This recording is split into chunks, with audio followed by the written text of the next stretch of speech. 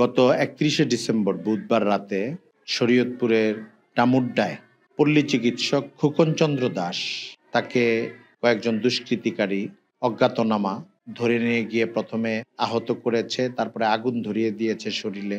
এরপর খোকন দাসের চিৎকারে লোকজন চলে আসায় দুষ্কৃতিকারীরা চলে যায় বা পালিয়ে যায়। তাকে নিয়ে আসা হয় চিকিৎসার এক পর্যায়ে ঢাকায়। সেখানে খোকনচন্দ্র দাস গত শনিবার ৩ তারিখ ৩রা জানুয়ারিতে মারা যায়। এটা সব বিচারই একটা বেদনাদায়ক ঘটনা। এই ইন্টারিম গভর্নমেন্টের আইন শৃঙ্খলা বাহিনীর যে দুর্বলতা বা অগুছালো একটা অবস্থা এবং সেখানে আগের রেখে যাওয়া ফেসিবাদী সরকারের নানা ধরনের হস্তক্ষেপ, প্রভাব, এগুলোর মিশ্রণ, এই সব কিছু মিলিয়ে এই দুর্বলতার মধ্যেই অনেক ধরনের ঘটনা ঘটার মতো এই ঘটনাটাও ঘটেছে। কিন্তু এই ঘটনাটা একটা সংখ্যালঘু এই সমাজে খুব নিপীড়িত হচ্ছে, এইভাবে চিত্রিত করা হচ্ছে দেশের কোনো কোনো গণমাধ্যমেও এবং কোনো কোনো বুদ্ধিজীবীদের মধ্যেও, এবং এটার প্রভাব গিয়ে পড়ছে পাশের বড় দেশ ইন্ডিয়াতে, ভারতে। স্পোর্টসে পড়ছে, সংস্কৃতিতে পড়ছে, রাজনীতিতে পড়ছে, এবং সাধারণ যে হিন্দুত্ববাদী জনগোষ্ঠী আছে এদের মধ্যেও পড়তেছে। অযৌক্তিকভাবে তারা বাংলাদেশ বিদ্বেষের একটা খেলায় মেতে উঠেছে। বাংলাদেশি বহু মানুষকে ওইখানে নাজেহাল করছে, হয়রানি করছে। গত কিছুদিনের মধ্যে বাংলাদেশি সন্দেহে ওই দেশের বেশ কয়েকজন শ্রমিককে মেরে ফেলা হয়েছে, এর মধ্যে হিন্দু ধর্মাবলম্বীও ছিলেন। এই পরিমাণ আক্রোশ তৈরি হয়েছে ওই দেশে গত ১০-১৫ দিন। তা আমি আপনাকে যে কথাটা বলতে চাই, গোটা ভারতের এই যে একটা আগ্রাসী রাজনীতি এবং আগ্রাসী কালচার, প্রোপাগান্ডা, এটার ব্যাপারে বাংলাদেশের সর্বদলীয় এবং সর্বপথের মিডিয়ার আসলে সোচ্চার থাকা দরকার। কিন্তু আমাদের দেশে যারা ফেসিবাদের বরকান্দাজ ছিল, যে মিডিয়াগুলো প্রগতিশীল মিডিয়া হিসেবে যারা পরিচিত, অনেক ক্ষেত্রে দায়িত্বহীনতা বলেন বা দুষ্টুমি বলেন, ইচ্ছাকৃত এই কাজটা তারাই করে। আজকে আমি দেখলাম এই খোকন দাসকে কুপিয়ে পুড়িয়ে হত্যা, এরকম একটা শিরোনাম প্রথমে বাংলাদেশের প্রভাবশালী একটা দৈনিক পত্রিকা করেছে অনলাইনে।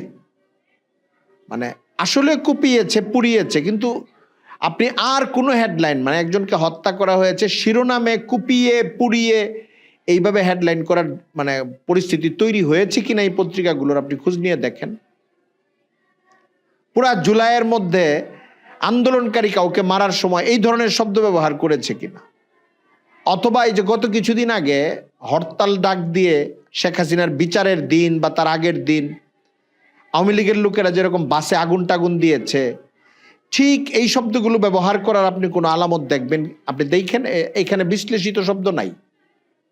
এই কুপিয়ে পুড়িয়ে এই ধরনের ভায়োলেন্সপূর্ণ শব্দ তো শিরোনামে এমনিও এড়ানোর চেষ্টা করা হয়, কিন্তু শুধুমাত্র সংখ্যালঘু একজন নাগরিক মারা গেছে এবং এই ব্যাপারটা একটা সিম্প্যাথি ক্রিয়েট করতে হবে এবং একটা আলাদা ভাব আনতে হবে। ঘটনা বেদনাদায়ক, আমি শুরুতেই বলেছি, বাংলাদেশে প্রতিদিন যদি 10টা বা 20টাই জাতীয় ঘটনা ঘটে, একটা ঘটনাকে এখান থেকে চুজ করে পিক করে নিয়ে নিবে, নিয়ে ওইটাকে এমনভাবে ফেনিয়ে ফাঁপিয়ে বলবে। আমি দেখলাম ওই একটা দৈনিক পত্রিকার হেডলাইনটাকে অনুসরণ করে আরো অন্তত 3-4টা মোটামুটি প্রভাবশালী অনলাইন মিডিয়া খোকনচন্দ্র দাসকে কুপিয়ে পুড়িয়ে হত্যা, 3 আসামি গ্রেফতার, ব্যবসায়ীকে কুপিয়ে পুড়িয়ে হত্যা চেষ্টা, আসামিরা পলাতক, আন্তর্জাতিক এবং দেশীয় মিলিয়ে বড় বড় প্রভাবশালী মিডিয়াগুলো কুপিয়ে পুড়িয়ে হত্যা, এটা এখন শিরোনামে নিয়ে আসতেছে। মানে বাংলাদেশে মনে হয় যে এই ঘটনাটা আর ঘটে নাই, কিন্তু আপনি বাংলাদেশে এই শিরোনামটা আর পাবেন না।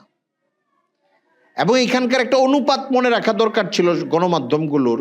ও আনুপাতিক হারেই সংখ্যালঘু নাগরিকের হইলে এটাকে বলা যায় না যে সংখ্যালঘুরা খুব বেশি নির্যাতিত, কারণ বাংলাদেশের সংখ্যালঘুর পরিমাণ 15%-এর বেশি। তাহলে বাংলাদেশে যদি 20টা বা 25টা খুনের ঘটনা ঘটে, অটোমেটিক একটা খুন তো তাদের হওয়ার কথা, সেই অনুপাতে তো হচ্ছে না। আমি বলছি না যে এটা হওয়াই উচিত, আমি বলছি জিনিসটা কতটা নর্মাল, কতটা স্বাভাবিক বা অস্বাভাবিক, দেশে কতটা সাম্প্রদায়িকতাপূর্ণ পরিবেশ আছে কিংবা নাই, এই হিসাবগুলো থেকেও তো বোঝা যায়। কিন্তু এইসব হেডলাইন করা এবং একই সঙ্গে ভারতের মধ্যে একটা উস্কানিমূলক অবস্থা থাকা। আমি যখন আপনার সাথে কথা বলতেছি জানুয়ারির একদম শুরুর দিকে, 4-5 তারিখের দিকে আপনি দেখবেন একদম ডিসেম্বরের শেষ দিক থেকে নিয়ে জানুয়ারির শুরু পর্যন্ত বা আজকে পর্যন্ত ভারতে নানা রকমের ইন্ধনপূর্ণ পরিবেশ চলতেছে বাংলাদেশের ব্যাপারে।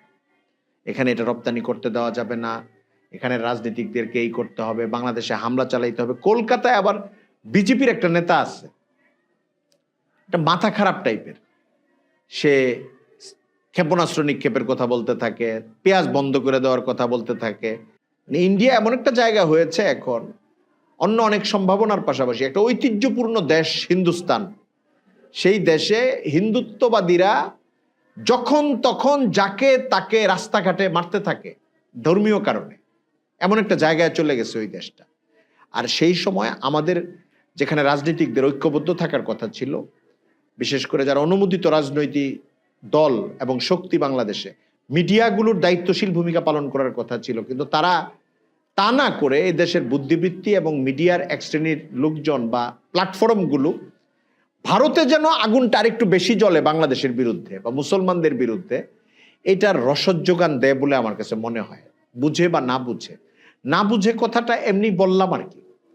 ওনারা এইসব বিষয়ে আমাদের চেয়ে অনেক বেশি বুঝে, ন্যারেটিভের বিষয়টা, কোন শিরোনামে কি প্রভাব পড়তে পারে পাশের দেশে, এই দেশে, এটা খুব ভালো বুঝে।